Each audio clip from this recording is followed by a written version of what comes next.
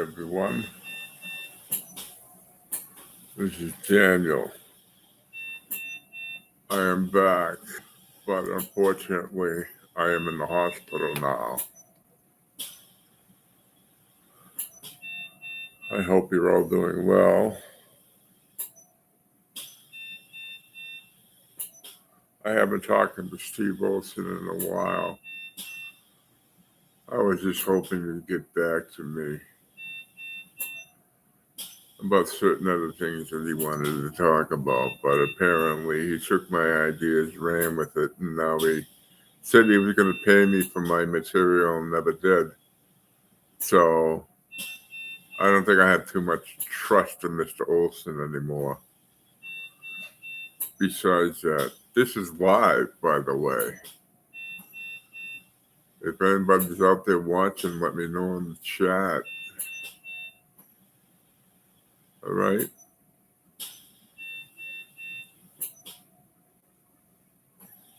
So I'm going to ramble on here. This is all going to be recorded anyway for other viewers to watch later. I had to relocate. I still live in New Hampshire, but I had to move to Walpole because of witness protection, because my ex-landlord broke down the door and threatened me with a firearm while my caregiver was videoing it. So there's 2 witnesses against him right now for court up in Berlin, New Hampshire. And besides that, Mr. Wolfram confessed to me about his apparent insurance fraud up in Colebrook, I believe it is, New Hampshire, about when he tried to burn down his auto business to collect on the insurance. And he used a patsy who's sitting down in Middleton. I think it's Middleton. Yeah, Middleton, Massachusetts, the jail down there. So Mr.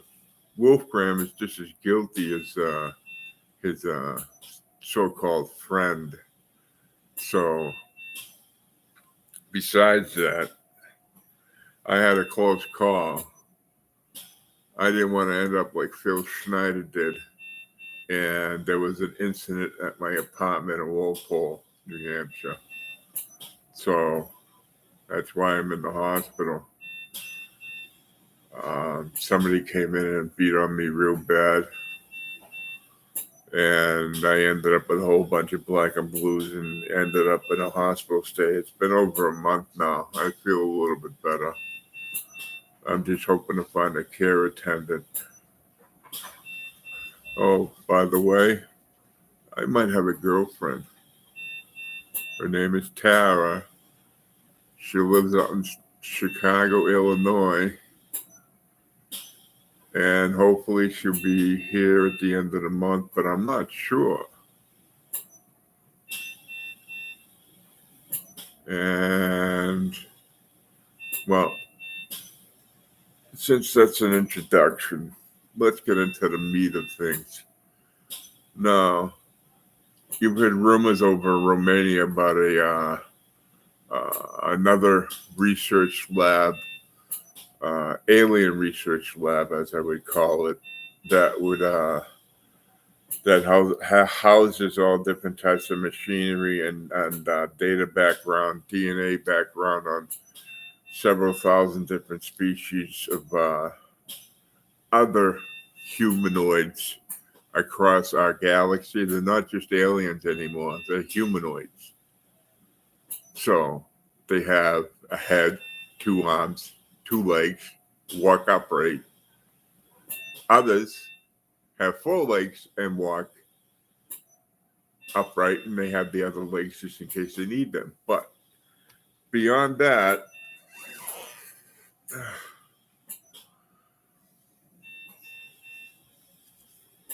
Jefferson Sousa. I think you might have heard that name before somewhere. Jefferson Sousa. Okay. He wrote the Blue Planet Project book I advise you to look that up.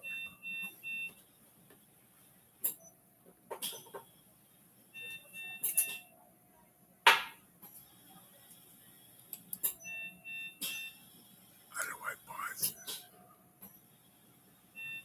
How do I pause this? Who are you talking to in here? Well, no, I'm sitting here doing basically a blog Oh. for my YouTube channel. Oh. So I'm just updating everybody on from where I was in Berlin, how I got down here, and why I'm in the hospital. Yeah.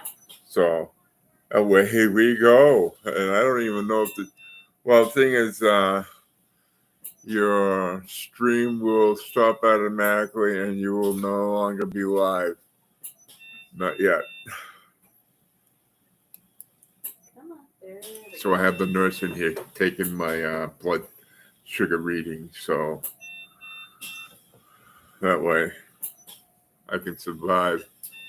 Taking your blood. Well, they're not necessarily taking my blood, but she's gonna Taking scan it my off. wrist,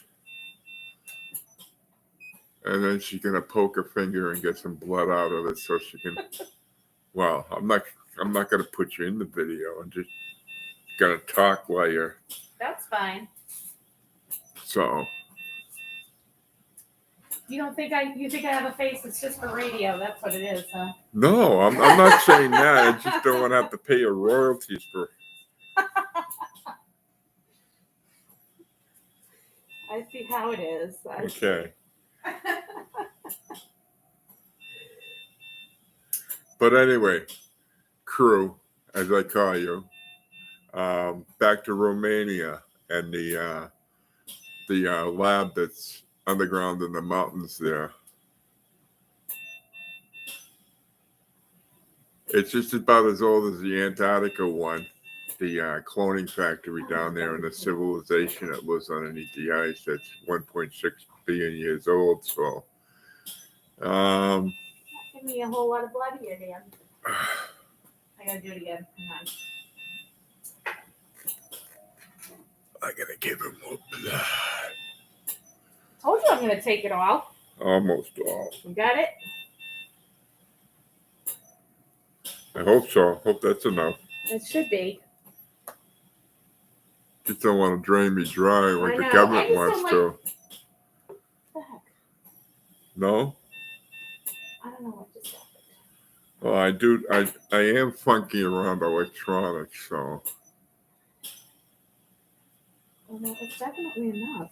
I don't know what just.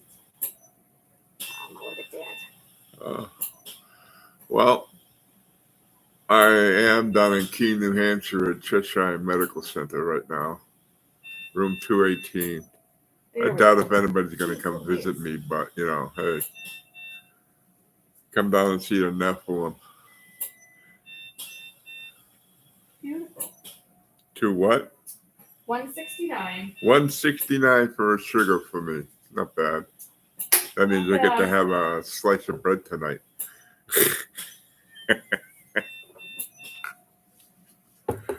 But anyway, that Romanian base, as it were, has tunnels that lead up to Europe and then over to Baghdad and then over to the Alps and then the Himalayas. Over in the Himalayas, there's a network of tunnels that are occupied by a certain species that was here before us. And we are privy to get to know them because they've been helping us out with this planetary process as we go through. It's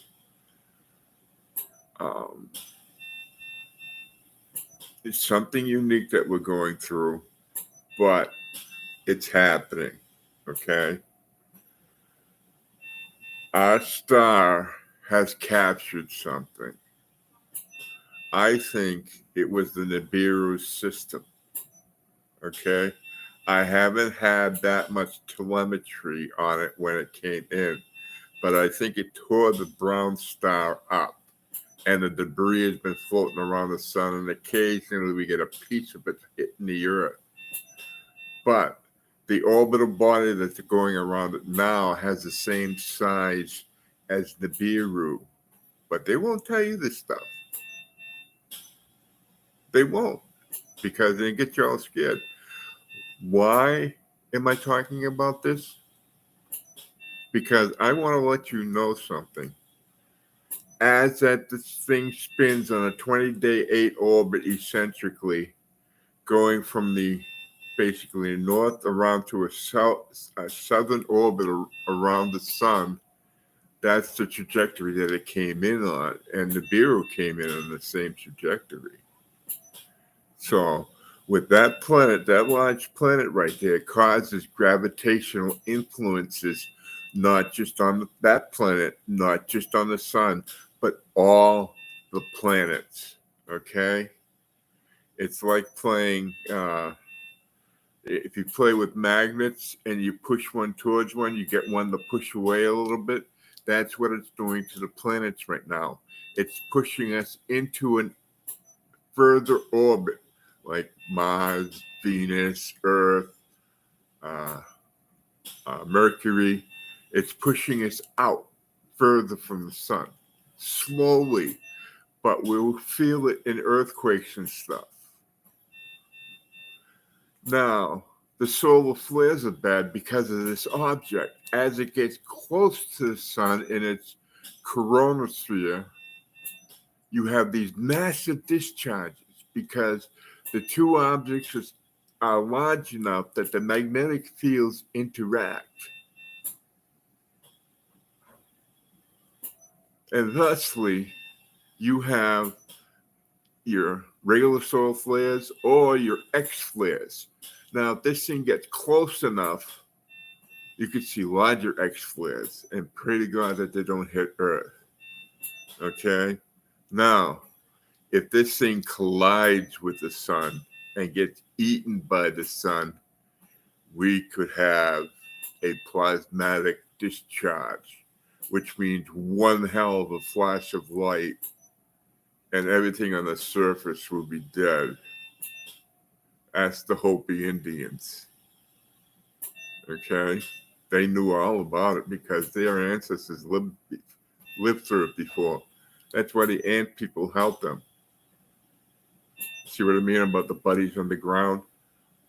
2 arms, 4 legs. Ant people. So, that's how they describe them. Okay. South America. You really want to get to know the planet? All right. Look up Carl Monk. Munck. Carl, Carl. And look at his video, the 4-hour long one, not the short ones. And look at the mathematics that we have used, my species as well as others, to properly map this planet before you humans even got here. Or what I should say, when we genetically modified a hominid to be a slave species at first, and then we gave you other genetic traits to make you so you could reproduce as well as think and take orders and understand things. Now, how we did that is we spliced in a voice box of a bird. That's why you can sing and enunciate your words. Okay? It's just not grunting groans like Homo habilis or something like that. Or even better, we gave you the sex part so you can reproduce.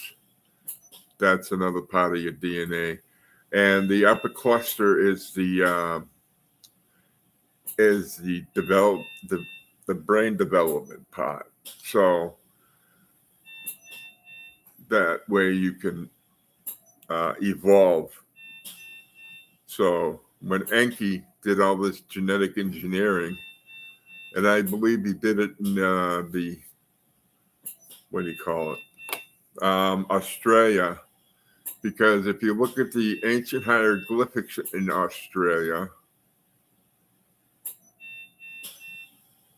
there were temples in Australia, Egyptian temples in Australia, that would explain everything.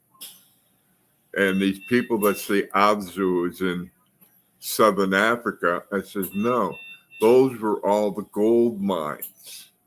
And they've been covering this stuff ever since. Because there's still tons of gold down there. But that was a gold mining area. And all those concentric rings and stuff, those were healing circles. They were taking the vibrations out of the ground at a certain frequency, like we do today with chakra points, tuning the human so that way it would be